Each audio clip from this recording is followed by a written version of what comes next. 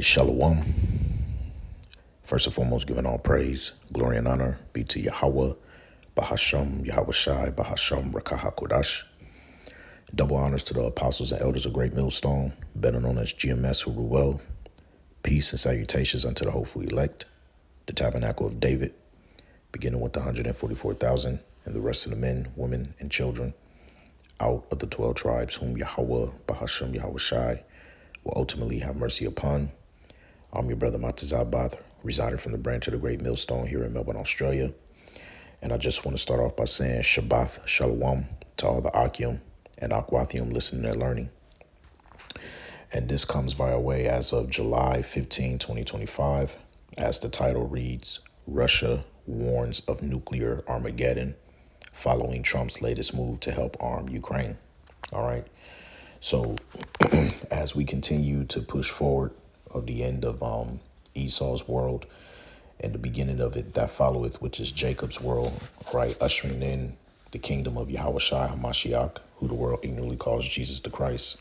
All right, we are starting to see that things are coming, to that point, all right, where the lid is about to totally blow off this place, okay? But we understand that there are more prophecies that have to happen, things like the MOTB, Jacob's trouble, all right, men being martyred for this truth, okay? But right now, we are in, as Yahweh Shah stated in Matthew the 24th chapter, there should be wars and rumors of wars, all right? But we understand that the gathering, all right, of these nations, okay, is coming to the forefront, as mentioned in Zephaniah 3 and 8, and also Joel the 3rd chapter. Now, getting into this article, it says tensions between Russia and the United States have escalated sharply following President Donald Trump's recent decision to bolster military support for Ukraine. Now, isn't it interesting that just a few months ago, okay, when President Zelensky came to the White House, they pretty much scolded him, and Donald Trump put him on a spot by saying that they didn't want to do, continue to help them out when nothing was happening, and that they was on the verge of pulling away. Hence why you have this little bit of cold shoulder going on between NATO, the EU, and the United States, because the United States wants to pull out. They don't really want to help Ukraine. But now, behind closed doors, all right, they're sending arms, weapons. It has been said that to like the UK and stuff like that. And then what the UK and the NATO are doing is they're sending the weapons to Ukraine. And so by means of doing that, Russia has just told the UK that they are threatening nuclear Armageddon by shooting nuclear warheads on Ukraine. And now this latest statement that just came out of Kremlin, attacking Trump and threatening the United States with nuclear weapons as well because of Trump's 100% tariff. So it says, according to reports, Russia officials and state media have issued stark warnings, raising the specter of nuclear conflict in response to Trump's authorization of new weapons deliveries to Kiev and threats of severe economic sanctions against Moscow. You see, and this is if you've been following, that this is some exciting times, because NATO and the EU, they're pissed off with the US as well. And the beloved elder Yashawamba from GMS Dallas, all right, he did a beautiful lesson the other day going into the fact on how Trump pretty much told NATO that they need to boost their weapons deal, in terms of they need to pretty much put more money into their military operation and stuff, which is very hard for them to do at this point because their economy is shot, And then on top of that, Babylon the Great just put, I think, like a 20% tariff or something to that effect. Let me see if I can look that up real quick, because I don't want to, let me see if I can fact check that.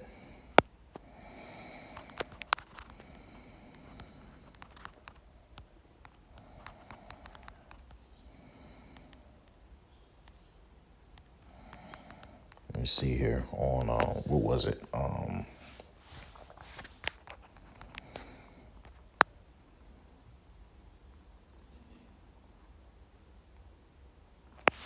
me see.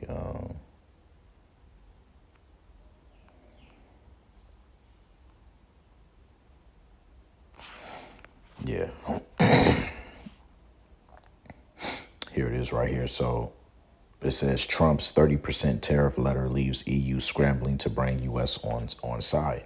All right, so they just struck the 30% tariff, right, on its own on its own European.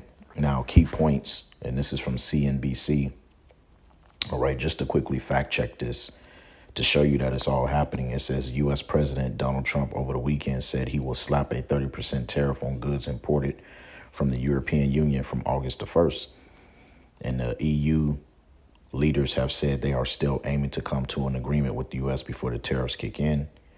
Economists said they still expect that a framework agreement can be reached in time. All right, because this is good, and this is already this is going, if this comes to pass in August, a lot of the European nations, they're going to be in big trouble because they're already struggling economically already. You know, this is why I done a video back then when it had came out that one of the EU leaders, they said that it's time to seek a new world leader, meaning they lost full faith and trust within Babylon the Great America. All right, which we know that this is going to eventually lead to Revelation, the 17th chapter, when it talks about the beast shall hate the horse, shall shoot fire upon her, roughly paraphrasing, right?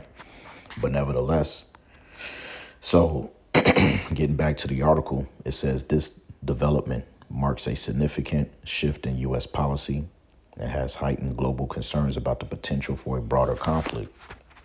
On July 15, 2025, President Trump announced a new arms deal that will see European nations purchase U.S.-made weapons for transfer to Ukraine, a move aimed at strengthening Kiev's defense against Russia's aggression.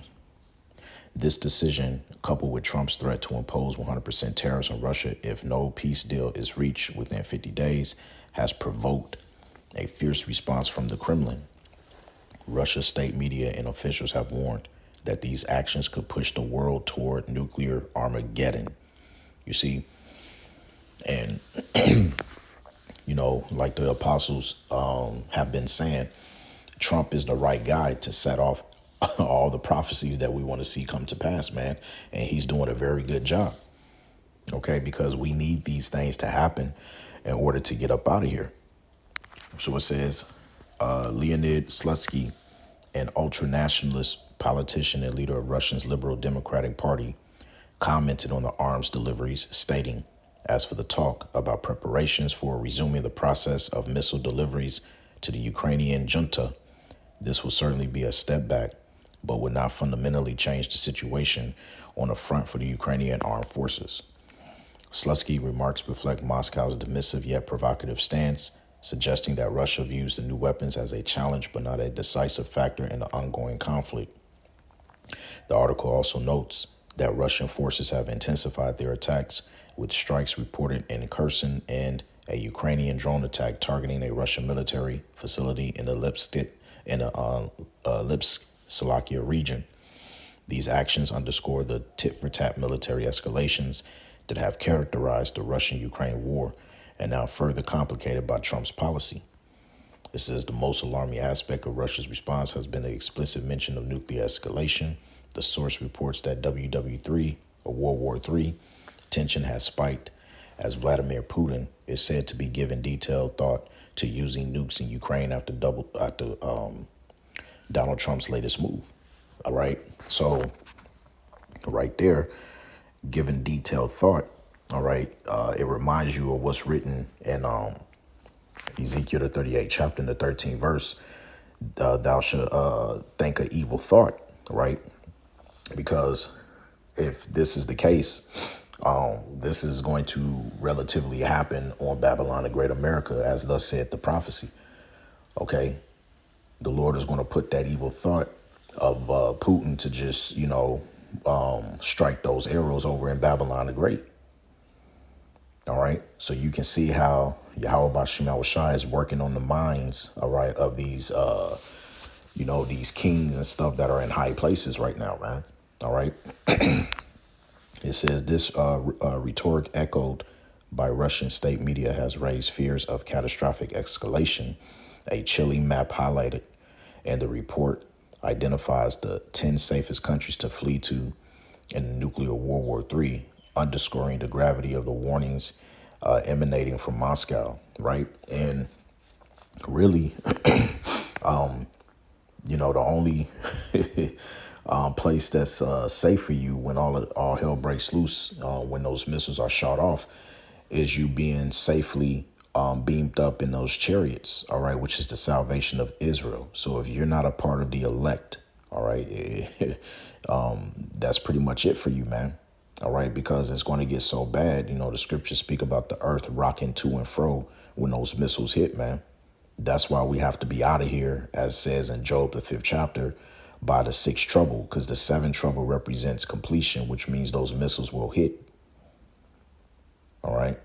So it says Ukrainian leadership, meanwhile, has been accused by Russian sources of exacerbating the situation by calling for new missiles to strike Russian territory. And the report states the Ukrainian leadership is calling for new missiles to strike Russian territory, is taking the most active part in this. This accusation reflects Russia's narrative that Ukraine, backed by Western support, is driving the conflict toward a dangerous brink. And Trump's decision to greenlight arms deliveries and threaten punitive tariffs marks a departure for earlier reports suggesting that the U.S. might reduce support for Ukraine. The move has been welcomed by Ukrainian President Zelensky, who has expressed optimism about the strengthened support. However, it has also strained U.S.-Russian relations, with Moscow interpreting the policy as a direct challenge to its strategic interests. It says the nuclear rhetoric from Russia is not new, but it is intensity in response to Trump's actions has alarmed the international observers. It says analysis warn that while such warnings may be intended as posturing to deter further Western involvement, they risk miscalculation in an already volatile conflict. And the mention of nuclear Armageddon serves as a grim reminder of the stakes involved as the war in Ukraine continues to destabilize global security. All right. And that's where we are. Now I got this short. Well, I did have a short. Let me see if I can find it. You know what? I'll do this. Go to my view history. Now let's check out this video clip. It's really time for the Russians to think about using nuclear weapons, if not now, somewhere down the road. I think the Russian attitude towards nuclear use, and I think this view is mirrored to some extent in the West as well, is very different than it was for most of the Cold War. I think Germany is the most powerful state in Europe, putting aside the Russians. But I don't think that the German military is going to become so powerful that it's going to become a threat to conquer other countries. I think the one thing to worry about is what happens if Germany decides it's going to get nuclear weapons. If the United States begins to pull the security umbrella out from over Germany's head, and that security umbrella, of course, could be called the nuclear umbrella. And the Germans don't have nuclear weapons of their own. The French and the British do, but the Germans don't. The Germans are physically closer to Russia and to Ukraine than the French and the British are. The Germans will be powerfully tempted to get nuclear weapons, and that could be very messy. That could really spook the Russians. So that's my main concern about the Germans. But I don't think the Germans are a threat to conquer Europe as they once tried to do in World War. I recognize that, but do you think this rattles the Kremlin? I mean, there are voices in the Kremlin that are advising President Putin, public voices, to attack German munitions plants. I mean, that really raises this to another level, and I don't think Putin would do it. He's so methodical and careful, but his advisors are asking him to do it. Oh, I think there's no question about that. It'll rattle. It'll rattle the Kremlin. There's no question about that. And by the way, there are people in Russia, strategists who I know, who are reasonable people, who are saying that it's really time for the Russians to think about using nuclear weapons, if not now, somewhere down the road. I think the Russian attitude towards nuclear use, and I think this view is mirrored to some extent in the West as well, is very different than it was for most of the Cold War. By the late part of the Cold War, second half of the Cold War, I think almost everybody who studied security issues understood that it was impossible to imagine a situation where using nuclear weapons made any sense at all. And furthermore, it was very important to go to enormous lengths not to put the Russians, or in those days the Soviets, or the Americans in a situation where they might countenance using nuclear weapons. This was certainly true after the Cuban Missile Crisis. We did not want to repeat that. But if you look at the situation that we're in today in Ukraine, just going back to our conversation a few minutes ago about whether the United States and Russia are at war in Ukraine, you see we're in a whole different world here. And we're in a much more dangerous world in terms of relations between Moscow and Washington. And again, the possibility of nuclear weapons being used, I would argue, is not great, but it's much more real than I thought was possible. I didn't think we would be where we are today with regard to this whole question of whether one of those countries will use nuclear weapons, but that's where we are. So there you have it. Now let's close it out with a few precepts. All right, this is Ezekiel 38. Okay, in verse 10, it says, "Thus saith the Lord Yahweh, it shall also come to pass that at the same time shall things come into thy mind, and thou shalt think an evil thought." All right, and that's what we are witnessing as these things continue to escalate, because now, all right, Putin is just getting to that point where he's just going to push the button. All right, but Salakia, that button won't just be pushed on Ukraine. That button ultimately is going to be pushed on Babylon the Great, which is America. All right. And so this is the time we are in the, in this time, man. All right. Things have to continue to ramp up. Prophecies are jumping out the pages. Right. Let's get, this is Jeremiah 51:11. It says, "Make bright the arrows," which represents the ICBM missiles, "and gather the shields. Yahweh have raised up the spirit of the kings of the Medes," which is speaking of Russia, "for his device is against Babylon to destroy it, because it is the vengeance of Yahweh, the vengeance of his temple." So if you're asking that why are things the way that they are in the world today, leading to this very moment of World War III, okay, this is the reason why, because ultimately Yahweh Bashem Yahushai is doing this. This is his purpose. And he's using these nations to be risen up, as mentioned in Joel, the 3rd chapter, right around the 9th verse, to prepare for war. Okay. And ultimately, this is a recompense to the nations for the controversy of Zion. All right.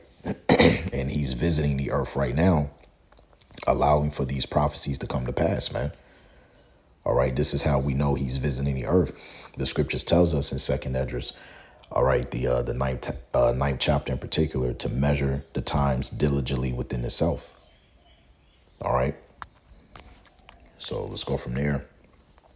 This is Jeremiah 50:9. It says, "For lo, I will raise and cause to come up against Babylon and an assembly of great nations from the north country." All right, because Russia is north of America. When you look on the map, it says, "And they shall set themselves in array against her. From thence she shall be taken, and their arrows shall be as of a mighty expert men.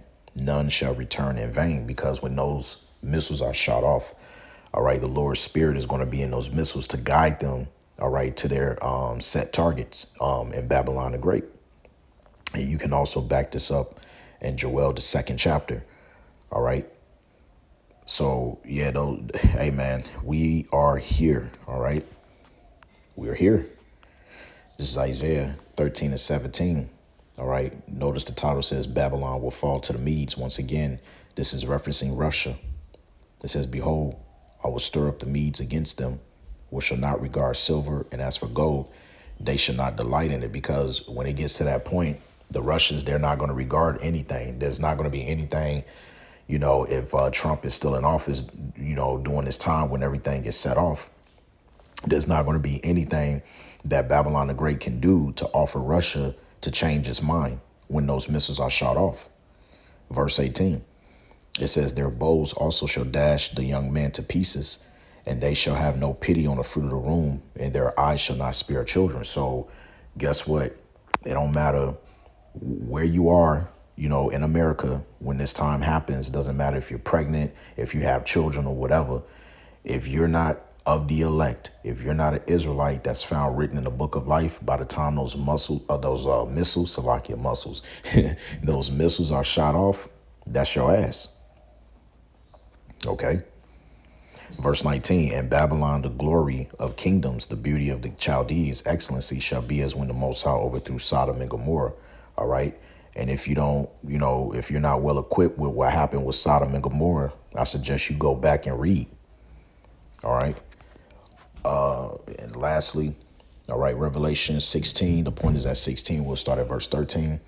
It says, and I saw 3 unclean spirits like frogs come out of the mouth of the dragon, which represents ancient Rome, which is revived through Babylon the Great America today, and out of the mouth of the beast, which represents NATO and the EU, and out of the mouth of the false prophet, which that's going into the Roman Catholic Church.